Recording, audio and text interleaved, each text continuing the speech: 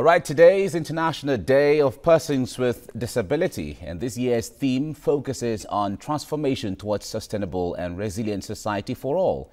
The aim of this day is to encourage a better understanding of people affected by disability, together with helping to make people more aware of the rights, dignity and welfare of disabled people, as well as raise awareness about the benefits of integrating disabled people into every aspect of life, from economic to political to social and cultural spheres of life. Now, for more on this, we have with us in the studio the Registrar of Rehabilitation Therapists Board of Nigeria, Olufunke Akanle. It's good to see you this morning. Thank you very much.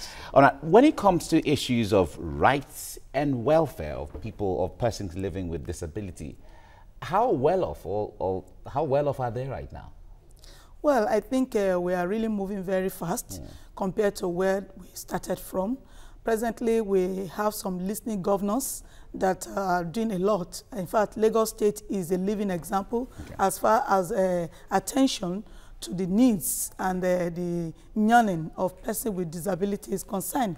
In Lagos State now, we have Lagos State LASODA, Lagos State Special Advisor on Disability, and they are doing very well. In fact, recently the Governor Ambode just, His Excellence Governor Ambode just gave some money, grants, and even some assistive measures to people living with disabilities. And in terms of inclusion, they are now being included. There are some schools in Lagos State now that they have sessions for children with special needs. So the attention, the awareness is increasing. But of course, we still have a long way to go. And that is the need why this yearly event of remembering their needs and bringing to the awareness of the people some situations that are peculiar to people living with disabilities. All right. When it comes to the family, everyone that has a disability comes from a family. Yes. Now, from that point of view, what roles are the family performing these days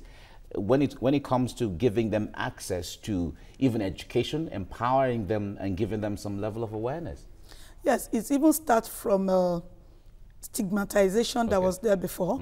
Before now, when an individual have a child with disability, they hide such a child at home. They lock them up. They don't want anybody to associate them with them in the society. Now? Yes, it's changing. Okay. It's changing because many of them are coming out now to seek for help and to seek both health, education, and every other opportunities that are available. And of course, people are being aware that people living with disabilities, they can still be economic productive. So as a result of that, a lot are bringing them out and they are seeing to their needs. Because looking at international world, people living with disabilities are receiving a lot of attention because the Sustainable Development Goals has about 5 or 7 references to people living with disability. So it's increasing.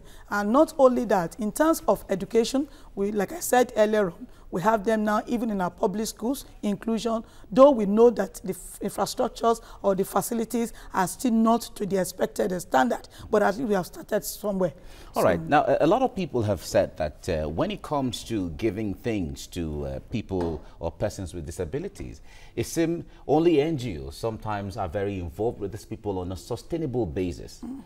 Now, there's been a clamor for a legislation where there's a statutory allocation to people living with disabilities. When it comes to taking things from that window, how far has it gone? Well, I think it's receiving attention. Let me put it that way. Really, the NGOs are doing a lot in terms of seeking for funding for people living with disabilities. But in terms of government involvement, it's also coming up. And like I said, the Lagos State is a living example of that. Because when it comes to meeting the needs of people with disability, it starts from government, both at state, even local government, state and federal, and the regulators, which I stand here to identify with today. We also have the representative of organizations and institutions, training institutions, and many other sectors like that are responsible for that. So I'm sure since it's now like there's a bill that has been passed but yet to be signed, which ascends the president's signature. But after that is done, all these are included in that bill. And I'm sure that from time to time, they will definitely be catching the budgetary allocations of the nation. Okay. Well, the persons living with disabilities themselves, how ready are they? Because sometimes we have this this self-pity situation where they put themselves in and all of that. Sometimes it doesn't give them access to being out there and taking charge and taking control. But how well are they performing? How ready are they to take life head on? Oh, that's good, because I mean, the training, the education, the literacy that is increasing now among them is actually bringing them up to the potentials that they have within them and building their courage and letting them know that they are not second citizens and they are also entitled. There's these equalities. We are trying to let them know that, look, you can perform, you can be a medical doctor, and we see them all around. We have some old CP and polio individuals that are surgeons. As I speak with you now, there are so many other individuals that have been empowered to be able to carry on with the activities. So in empowering them, education, we are building their capacities, and so many other mediums like that are being used to increase their self-esteem to be able to meet up with the society needs and of course contribute to the economic needs. And that's why the theme of this year is saying that no one should be left behind.